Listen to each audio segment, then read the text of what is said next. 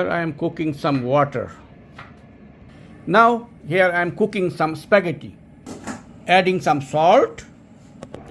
এবার দিলাম একটু খাওয়ার তেল, রান্না করার তেল। তেলটাকে ভালো করে গরম করতে হবে।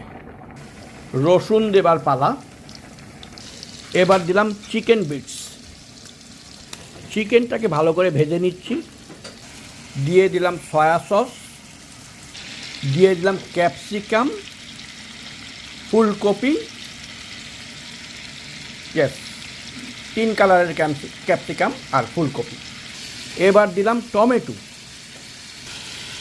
ফুলকপিটাকে একটু সিদ্ধ হতে হবে। এবার স্প্যাগেটি মিক্স করতে হবে। স্প্যাগেটি দেবার পালা। ভালো করে নাড়াচাড়া দিতে হবে। এবার হলো নাড়াচাড়া দেওয়ার পালা। ভালো করে নাড়াচাড়া দিতে হবে। এভাবেই দিতে হবে নাড়াচাড়া। 5 মিনিট চলতে থাকবে। আমার রান্না হয়ে গেছে। এখন হলো খাবার পালা। ভালো থাকুন, সুস্থ থাকুন, আল্লাহ হাফেজ।